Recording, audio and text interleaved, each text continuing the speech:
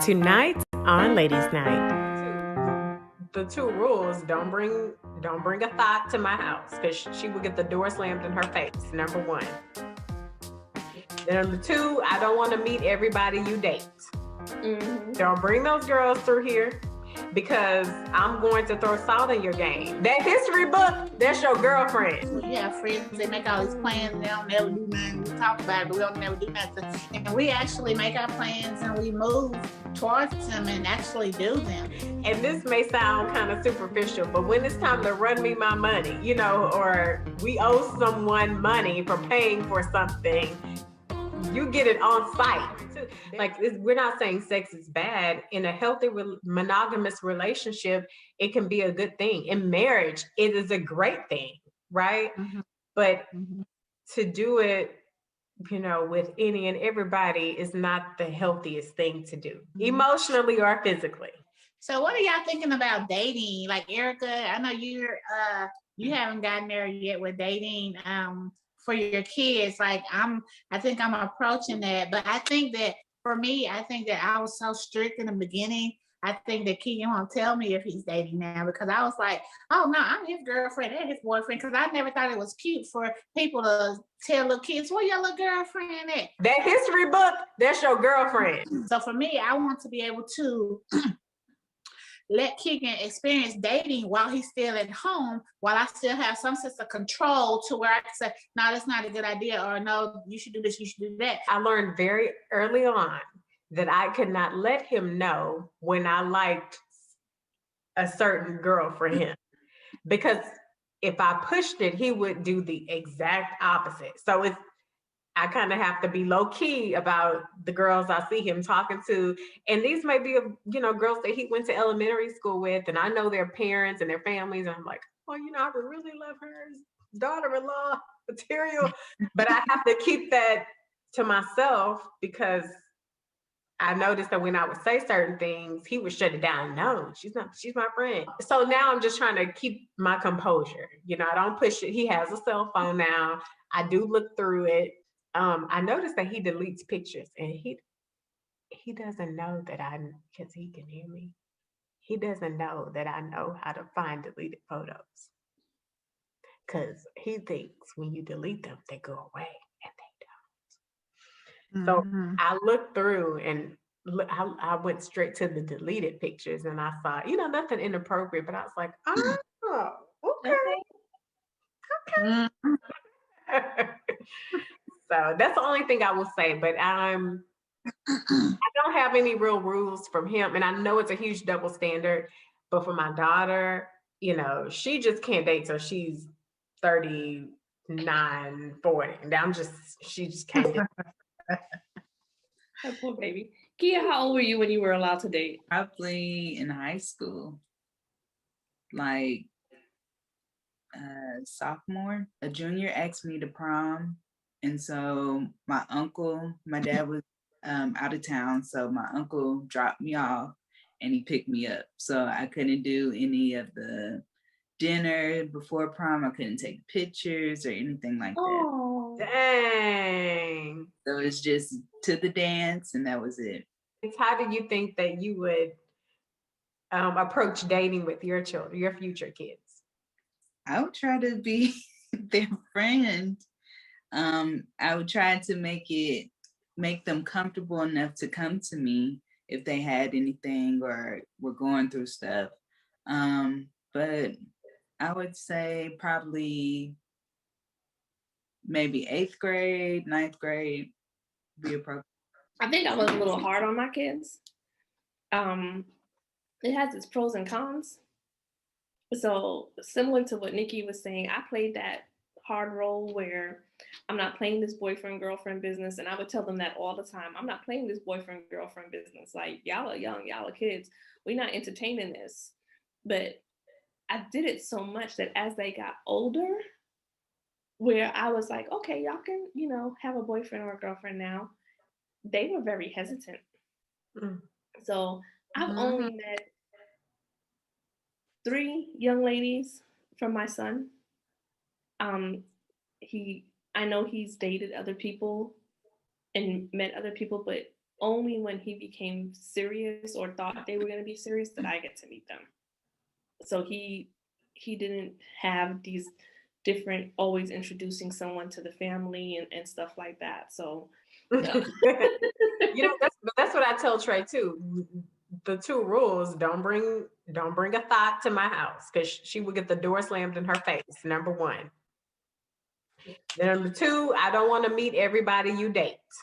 Mm-hmm. Don't bring those girls through here, because I'm going to throw salt in your game. So do you think, like, when they have a bedtime, do you take their phone too and keep it in your room, or what do you do? So I do it sporadically, because I don't ever want him to know when I'm going to take it. Yeah. I may go a week or two without touching it. And then one night I'm gonna be like, okay, and turn in the phone. Like, and I say it right at bedtime. So I feel like that keeps them honest. If you do it randomly, right? It keeps them honest. Right. Yeah. And that's what I do. I just take it. I said, give me your phone, and they're like, well, no, you ain't got time to do nothing. Give it here. I do that too, randomly. But when I started dating, I don't know. And like you said, it's totally different for a girl, for a little girl. Like, he ain't got no business calling you after 9 o'clock. Give me this phone. He ain't got no business calling you after 9 o'clock type thing, So I don't know. Before a boy, because Russell stayed getting cussed out by my mama. We was 17, I told him, don't call her. He called her again, I'm gonna whoop you. That's a good point too, because when we were younger, boys had to work up the nerve. So they had to get through our parents to get to us, but now the kids are easily accessible. Well, I think it's also different where when we were coming up, the boys approached the young ladies. Mm-hmm. And now you have a lot in reverse, where it's almost as these girls are so much more aggressive than the boys were. And I was always taught I could not call a boy, period. Mm-hmm. We had the house phone, and we were kind of struggling because we didn't even have call waiting, and so we had a 15-minute time limit. So in 15 minutes, we would hang up and we would call the person back, but but I could not call a boy. So that's something that I tell Elise, my daughter, you don't call boys. Some men make me feel like I'm old fashioned, the guys that I try to date, because I won't call. And for them, they view it as I'm not interested. Right. I was just raised not to call, and it's not my initiative. You want to, you should take the initiative as the man. Like, you don't be running behind no boy. Okay, so let's end on a high note. I have never had friendships with women that were nurturing, encouraging, uplifting. All my experiences have been very negative. So I never was, a girly girl. But knowing that this exists, and so some people, when I tell them that I'm going out with my girls or it's ladies' night, they automatically think that we're man hating all night, and it's some stuff going on. We really hold each other accountable, and we don't have any problem saying you're wrong about him. Kia knows that we would take one of her significant others' side before we take hers. And then we can go out and have fun and not even talk about dating. Like, we talk about our kids, we talk about our hopes, our dreams, our travel plans, things that we have on our bucket list that we want to experience. I like it because sometimes you have those friends, like you said, I think one of y'all spoke about it before. You have friends, they make all these plans and they don't never do nothing. We talk about it, but we don't never do nothing. And we actually make our plans and we move towards them and actually do them. And so I like that. And like you said, I feel like when I'm with you guys, I feel like I'm in a no judgment zone. So I hope y'all don't judge me. But no. I don't judge you. But yeah, I think I did post something like that before. You have these friend groups where you'll say, oh, let's go to Broken Bow, or let's go to Las Vegas. And then it's like, okay, well, let's plan it. Oh, well, I can't do this week, or I can't do that week. But that's not to say life doesn't happen, but I think we make time for each other. We always say, hey, well, I can't go that way. Even like you, like, well, I got kids that week, or I might say, well, I can't go because I got to work, you know. So yeah, stuff do happen, but we still plan it and make it happen. And I love that about us. And like I said, I feel like it's a judgment-free zone. I feel like I can be myself. And even when talking to my friends about us, because I always describe y'all, oh, they were like, where you meet them at my church? These my friends from church. So they were like, oh, okay. You know, I'm like, I'll be kicking it now, you know, because everybody thinks, quote unquote, church, are we praying all day? And this may sound kind of superficial, but when it's time to run me my money, you know, or we owe someone money for paying for something, you get it on site. There is no, you know, you don't have to hide, you don't have to dodge and hide your car in different places because you owe somebody money. Like you get it on site. Even if you didn't get it on site, that would still be fine, you know. Well, you know, when you bring that up, you make me think about, we go out to eat a lot, and we go to a lot of different types of places, some nicer places, some regular places. And there's some people I don't want to go out to eat with, because when the bill comes, it's always an issue. And we never have those challenges, or the way that they treat the staff. Like when we have bad service, we still are respectful to the staff. Don't bring it up. What'd you say? Broken bow. They had to get it. They was trying to kill y'all. We were nice. So what happened, we had a glamping or camping trip. We went and rented a cabin at Broken Bow, Oklahoma. And so we go to this place. It's a really nice, you know, mom and pop shop to grab some breakfast and coffee and croissants or whatever.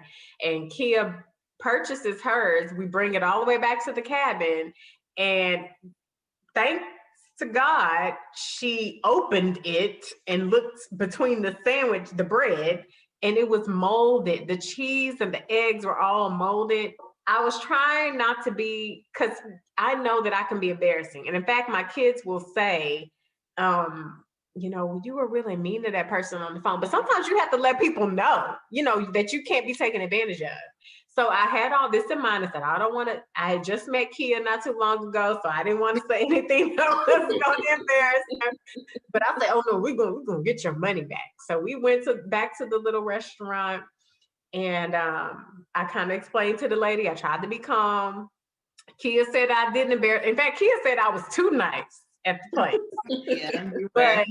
But ultimately, they pulled all the sandwiches off the shelf and gave her money back for her breakfast. So they were throwing it back. Like that episode of Martin where they were stuck in the bus station. Yeah. You gonna give her money back. But I also like the activities, because I think we're all at different stages in our lives and different points in our life, and some things we're kind of rediscovering about ourselves or learning about ourselves. So we have those experiences together, where we have our lists. Kia's our list keeper, and we have a list of all of our things, like our bucket list. And we kind of figure out when we're going to do certain things and to try new experiences that none of us have ever done, or maybe only one of us have done before. So we're kind of exploring all these new things and not waiting on something to happen in our lives, but making things happen in our lives. And I think if you have the right group of people around you, you're able to do those things and not sit there and wonder, I wonder what that would be like. I wonder if I could have done this. We're doing them. Yeah. So if you wait for life to be perfect before you wear that dress or wear those shoes or whatever it is, you'll be waiting forever. If you're waiting for life to be perfect before you settle down and get married or have a family, you'll be waiting forever, because life is not perfect. And that's something that I have been blessed with this friend group, because prior to that, I was going through really severe depression and wondering what to do with my time, and, you know, who's worth my time, and am I worth my time? And just being able to preoccupy my mind and have things to do and things to look forward to, it really helped me pull myself out of, you know, those negative thoughts. Dee was saying, during the pandemic too, that's a time when a lot of people were dealing with isolation, and we're isolated from our family, our work groups that we're used to having this escape. Some people look forward to going to work because it was an escape for what the hell was going on at home. And so when we didn't have that, it kind of forced you to deal with your issues that you were dealing with inside and in your home. So it was a great escape for me. And another thing I would like to add is that we're all career women. I know y'all are so neat. Y'all just neatest people in the world. I told you that before. I'm like, oh my God, y'all are so That's cool. the one with 20 jobs. To have a friend group, I mean, everybody owns their home. Everybody. Yeah, we're all very different. Our personalities are very different. Our taste on things are very different. There's some things we have similar taste in, but for the most part, we have different tastes. I think just the respect factor that exists within the group to accept our differences, and like you said earlier, it's no judgment. Like, we just support each other, that's it.